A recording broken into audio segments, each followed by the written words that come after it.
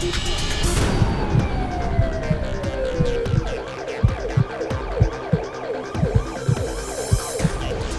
bababa sa 5,000 kaso ng aksidente sa kalsada ang nagaganap taon-taon. Sa laki ng bilang, ang mga aksidente sa daan ay isa sa nangungunang sanhi ng pagkamatay sa bansa. Nananatili pa rin bang walang pagbabago ang lagay ng ating mga kalsada? National Road Board, ahensyang binuo para panatiling ligtas, maayos at malinis ang kalagayan ng mga kalsada sa bansa. Tuwing magpaparehistro ng sasakyan, binabayaran ang tinatawag na Road Users Tax. Dito nanggagaling ang bilyong-pisong pondo ng Road Board. Sa aming report ngayong gabi, alamin kung napapakinabangan ba ng mamamayan Ang buwis na kanilang binabayaran para mapataas ang antas ng mga lansangan. Dito sa kanto ng J. Ruiz at Aurora Boulevard sa Cubao, Quezon City, binawian ng buhay ang asawa ni Mang Dados, 2 taon na ang nakararaan. Mahigit 1 taon pa lang silang mag-asawa nang maganap ang aksidente. Masakit nga nito, nag-celebrate kami ng kaarawan niya ng July 14, noong ding 2007, sa funeral. Nagplano kami na sana yung taon na yun makapagpamilya na kami talaga sa buo para kumpleto na kami, kaso hindi pinalad. Ang hindi maayos na kalagayan ng kalsada ang sinisisi ni Mang Dados sa pagkamatay ng asawa. Ang minamaneho niyang motor noon, bumaliktad daw dahil sa butas na kalye at bukas na manhole. Nalaglag ang asawa at sa isang iglap, binawian ito ng buhay. Sana wag nang mangyari yung sinapit ko na naghangad din ng magandang pamumuhay na may kasama na hindi ko iisipin na bigla na lang mawawala. Nangunguna ang Metro Manila sa listahan ng may pinakadelikadong mga daan sa bansa ayon sa UP Center for Transportation Studies.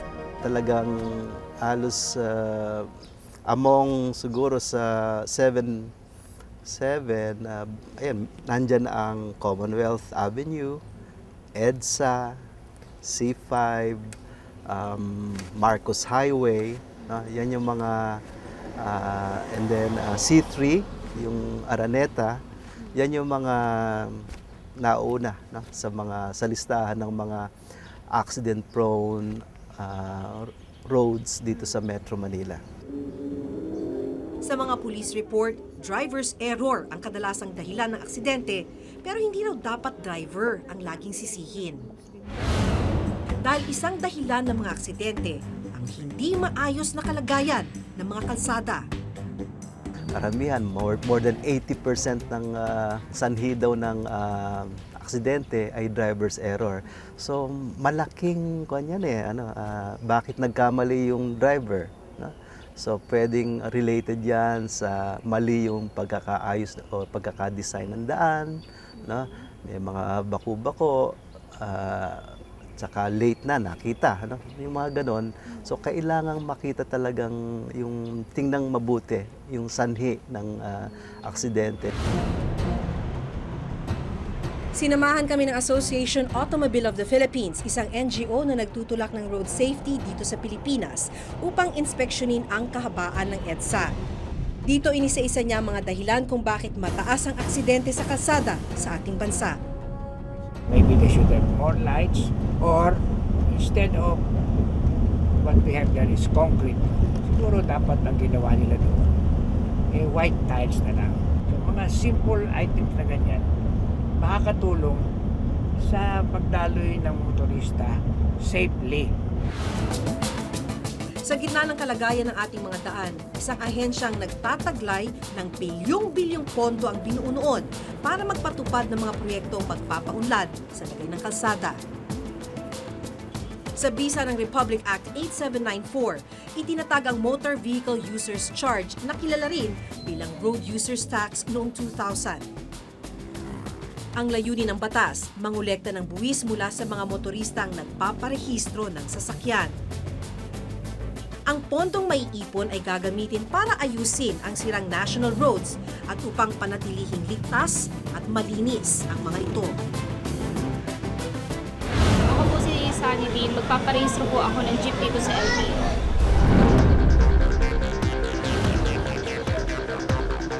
Ang babayaran mo, 1,299.06. Kaya bago na lang sa cashier. 800 pesos ang binayarang motor vehicle user's charge ng jeepney operator na si Sunny Lin. Halos 80% ito ng binayaran niya para magparehistro. Higit na malaki kaysa sa mismong rehistro ng sasakyan. Ang makokolektang buwis mula sa milyon-milyong nagpaparehistro ay mapupunta sa National Treasury sa pamamagitan ng Trust Fund.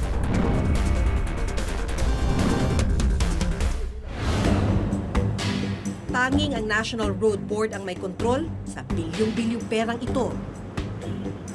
Binubuo ang Road Board ng Department Secretaries ng DPWH, Finance, Budget and Management, Transportation and Communication. Ang Executive Director nito ay Presidential Appointee, pati na rin ang 2 pang miyembro mula sa iba't ibang sektor. Ang koleksyon ng road users tax ang isa sa pinakamalaking halaga ng pera sa lahat ng ahensya ng gobyerno. Pumapangatlo lang ito sa Bureau of Customs at Bureau of Internal Revenue. Pagkatapos mahati sa 4 na klaseng proyekto ang pondo, pinipili na ng National Road Board ang mga opisinang pamamahaginan ng bilyong-bilyong pisong road users tax.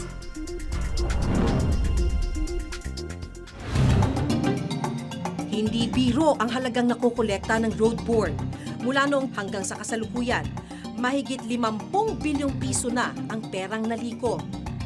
Pero ginastos na raw sa iba't ibang proyekto ang pondong ito. Ayon sa Bureau of Treasury, mula 2008, 51 billion pesos na ang nakolekta. Pero mahigit 46 billion pesos na ang nagastos, kaya ibig sabihin 5 billion pesos na lang ang natitira. Ang tanong, napunta ba sa mga tamang proyekto ang pondo o may nagtatagong anomalya na bilyong piso ang halaga?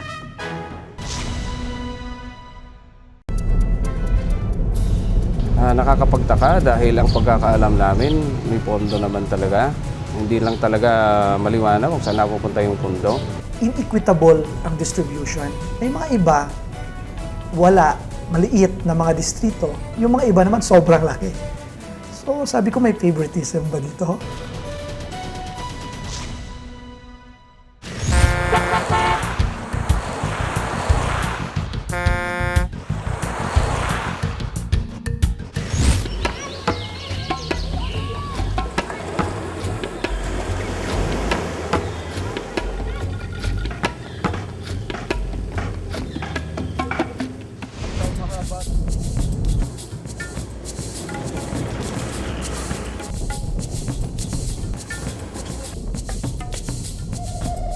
Kung may problema sa kalagayan ng mga kalsada sa Metro Manila, mas malala pa raw sa mga probinsya.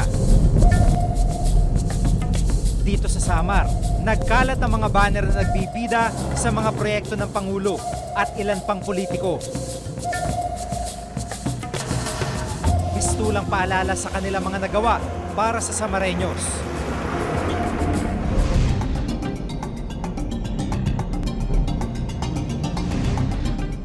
Pero ilang kilometro ang layo mula sa San Juanico Bridge.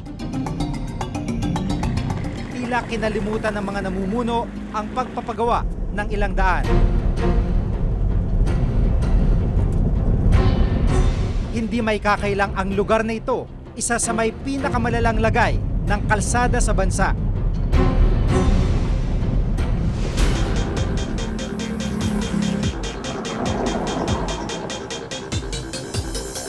Ito ang isang bahagi ng Samar National Highway sa bayan ng Pasay, Western Samar.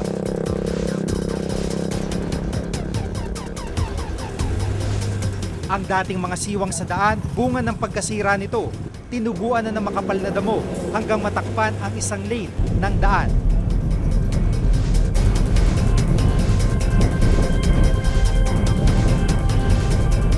Mas malala pa ang lagay ng ibang national roads simula sa Eastern Samar. Lubak at sira-sirang daan. Ito na raw ang nakasanayan ng Samareños. Gumawa kami talaga ng sulat, directly addressed to the President, Kasi sa tingin namin, kung dito lang namin i-address sa mga local officials, walang mangyayari eh. Matagal na namin tinitiis ito eh. Kasi kung tutuusin, gumanda lang ang daan namin yung early 80s. Tapos halos walang maintenance.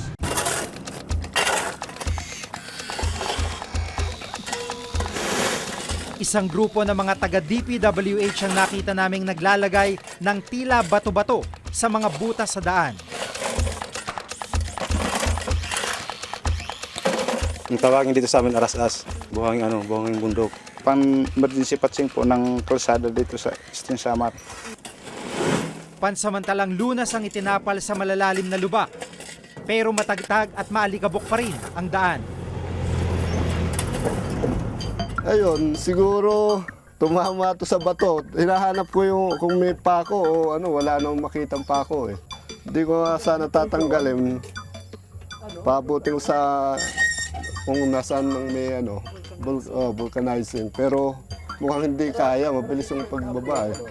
Imbis na nasa bahay na ako ng maaga, another abala na naman, maghihintay pa ako sa vulcanizing. Ang mga kalsadang sira-sira o for maintenance and repair ang dapat pinuntahan ng pondo ng Road Board. Halos taon-taon, 7 bilyong pisong nalilikom nitong pondo. Pero ayon sa DPWH ng Eastern Samar, kulang na kulang daw ang nakararating sa kanila. Sa MBUC, yung dumarating sa amin 400,000 per month, which is just for the roadside maintenance. I-compute ko 4,100 ganon, more or less, per kilometer, per month. Paano maging enough yun pag ganito yung kalsada namin? Nakakapagtaka dahil ang pagkakaalam namin, may pondo naman talaga. Hindi lang talaga maliwanag kung saan napupunta yung pondo. Tila bingi at bulag daw mga kinaukulan sa kanila pagdating sa issue ng pagsasaayos ng daan. Ang tingin ko kasi may ginagawa sila pero it's not yet enough. Hindi pa rin enough. Hindi pa rin sufficient. Kung titingnan mo, substandard yung ginagawa nila eh. Kasi parang parang tinatapalan mo lang. You don't need to be an engineer to understand that. Merong standards talaga. Katiwalian ang kanila raw hinala kung bakit hindi napupunta sa tama ang mga pondong para sana sa mga daan. Saan talaga napupunta yung pera? Yun ang isang malaking katanungan na parang hindi pa nasasagot. Kasi yung usap-usapan na mayroong pera nang napunta sa mga bulsa na kung sino-sino, mayroong mga porsyento. Ayokong mag-accuse kanino, pero kasi nagtataka kami. Kinakatigan ng ilang kongresista ang pananaw na ito. Ayon kay Iloilo Representative Neil Tupas, hindi patas ang pagbabahagi ng budget mula sa road users tax. Yung distrito ko noong 2006, nabigyan lang ako ng may 7 million ako dito para sa road dun sa distrito namin, para pang repair. Pero sa ibang distrito may 104 million. Yes, may 200 million, may 167 million, may lagpas 253 million. So, we asked the road board during the initial hearing, ano ba ito? Sabi nila may computation sila. Ano ang formula nyo, sabi namin? Sabi nila, ang formula nila is population ng vehicle at saka yung gaano ba kahaba yung road network nyo sa mga distrito. Kasama sa implementing rules ng road board ang samut-saring mga batayan kung paano hahatiin at ibabahagi ang pondo. Pero hindi raw ito nasusunod ayon kay Tupas. Pero based on that, pinakompute namin, hindi naman tugma pa rin. It gave me the impression na talagang may problema dito sa allocation and utilization ng road users tax. Malaking pera ito. Bilyon-bilyon ang pinag-uusapan natin dito. Hindi rin daw malinaw kung paano pinipili ng road board ang mga pagbibigyan nito ng milyong-milyong pondo. Inequitable ang distribution. May mga iba, wala, maliit na mga distrito. Yung mga iba naman sobrang laki. So sabi ko, may favoritism ba dito? Ginagamit lang ba ito kung saan-saan?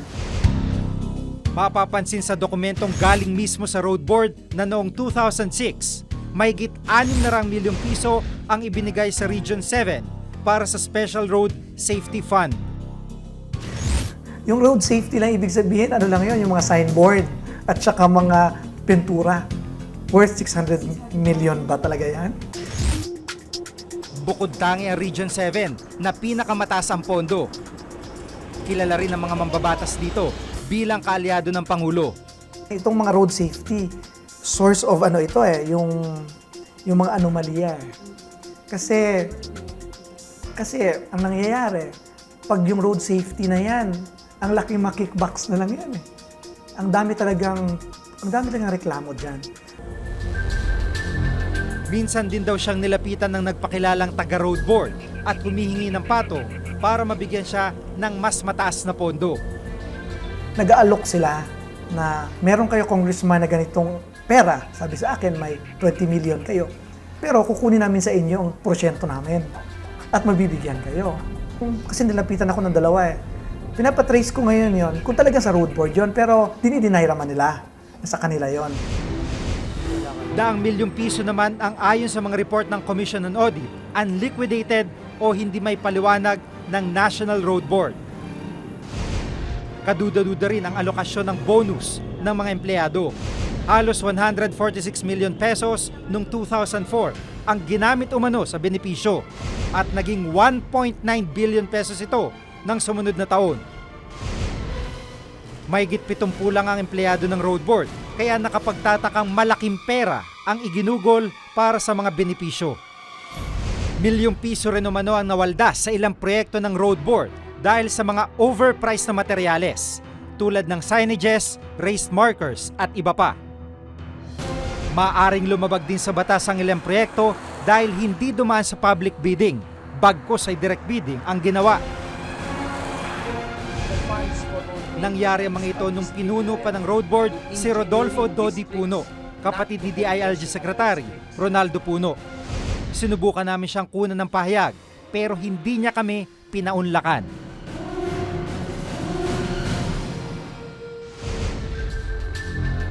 Ayon naman sa chairman ng Road Board na si DPWH Secretary Hermenes Ebdane, malinis at naaayon ang pamamalakad nila sa Road Board.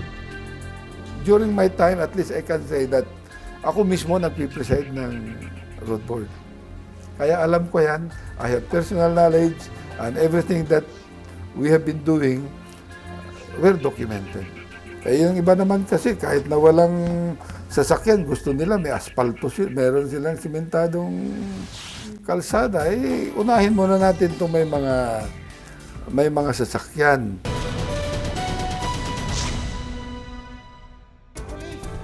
Sa gitna ng mga alegasyon ng katiwalian, panawagan ng ilan, i-abolish na lang ang ahensya. I-amend natin itong Republic 8794, ibalik natin sa Kongreso yung power to allocate yung pondo itong 50 billion.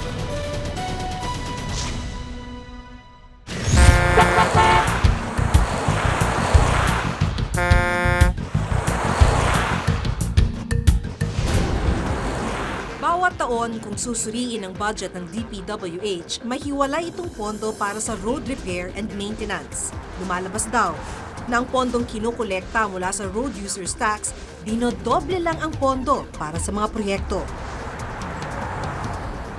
Galing sa bulsa ng mamamayan ang pondong nalilikom na umaabot sa humigit kumulang 7 bilyong piso kada taon. Malaking pera pero ang masaklap, tila hindi lubusang napakikinabangan. Legal ang pagkakatatag ng Road Board, pero may problema raw ang batas na naging basehan ng pagkatatag nito. Kasi the law has a provision that empowers the board itself na siya ang mag-appropriate o siya ang mag-budget ng kung saan papuntahin yung pera. Ang Road Board ay may kapangyarihang pondohan ang mga proyektong nais nito. Hindi na ito dumadaan sa Kongreso. At sa mata ng publiko, taliwas sa itinatakda ng saligang batas na tanging Kongreso lang ang may kapangyarihang magtalaga ng budget ng isang ahensya. It's a violation of the Constitution na i-empower mo ang board na hindi na dumadaan sa Kongreso ang pag-a-appropriate ng pondo. Kasi bakit mo ipagkakatiwala sa isang board ang pag-a-appropriate ng pera dyan sa motor vehicles funds, users tax funds, yung karapatan na para sa Congress dapat. Kasi ang appropriation ng ating public funds ay dapat ang Congress ang gagawa. Pero kung sila lamang, di kung kani-kanino lang nila kursunada bigyan. Ang problema sa ganitong sistema, bukas sa katiwalian ang sinusunod na proseso dahil hindi rin malinaw kung saan eksakto napupunta ang pondo. Maging ang pagpili ng Pangulo ng mga namumuno sa Road Board ay kine-question din ng ilan. Unang-una, bakit nga ba yung kapatid ni Secretary Ronaldo Puno yung in-appoint dyan bilang Executive Director? Hindi kaya mayroong conflict of interest yan at papasok na naman yung usapin tungkol sa sa family relations na dapat pinagbabawal na hindi lamang ng batas kundi maging ng ating constitution. Bawal yan yung conflict of interest, especially because Mr. Dodi Puno is directly under the office of the President. Itinanggi ng kasalukuyang Executive Director ng Road Board na si Danilo Valero ang mga isyong ipinupukol sa ahensya. Giit ni Valero, hindi pa raw siya ang namumuno noon sa Road Board. I have no knowledge pagdating sa ganyan na kung ano lang kasi ang inaano ko, yung sa akin lang. Ganon pa man, dinipensahan niya ang mga akusasyon ng samut-saring katiwaliang nagaganap sa Road Board.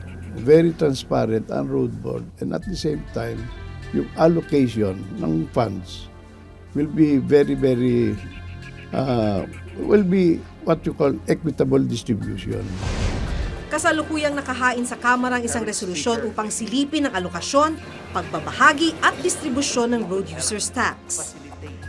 That's why I filed this House Resolution 796 para imbestigahan. At nag-umpisa na kami. Sa initial hearing namin, parang hindi ma-explain ng Road Board kung ano, bakit ganito ba yung pag-allocate nila, pag-utilize ng pera. Sa gitna ng mga alegasyon ng katiwalian, panawagan ng ilan, i-abolish na lang ang ahensya. I-amend natin itong Republic 8794, ibalik natin sa Kongreso yung power to allocate yung pondo itong 50 billion. Nag-file na ng bill to abolish the Road Board.